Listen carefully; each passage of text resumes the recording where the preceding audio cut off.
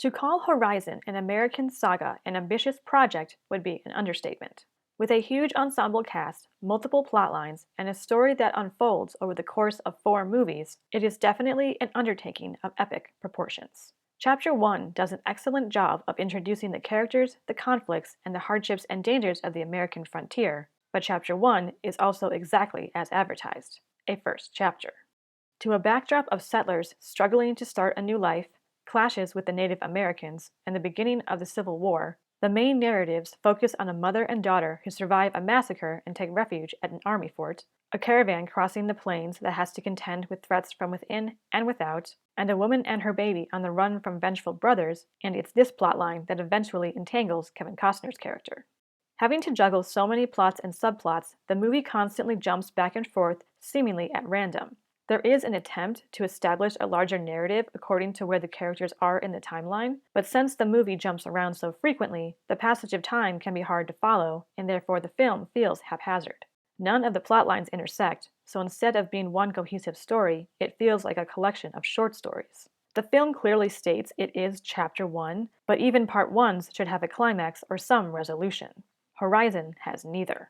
I was never bored during its 3-hour runtime, and I was engrossed in the story, but just when you're beginning to know the characters and they're progressing into the next stage of their journeys, the movie just stops.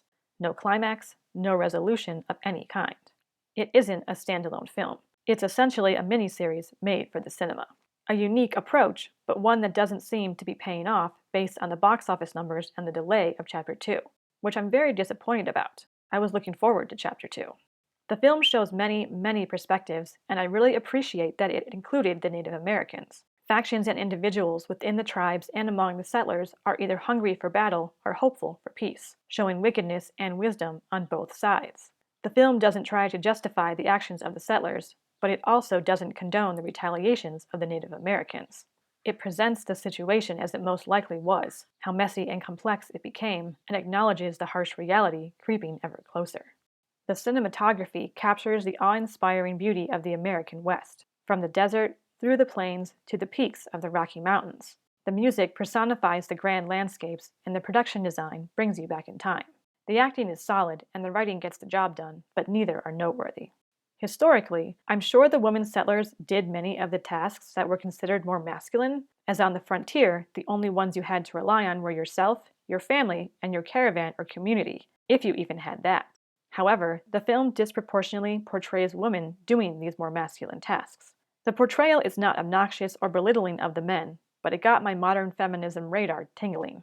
Then the mask-off moment came when 2 characters consider having an affair, and the man hesitates. I don't remember the exact quote, but the woman tells him to stop being so honorable and to stop clinging to his old-fashioned sensibilities. Filmmakers, stop injecting modern ways of thinking into historical time periods where those ideologies did not exist, or they were the very, very small minority.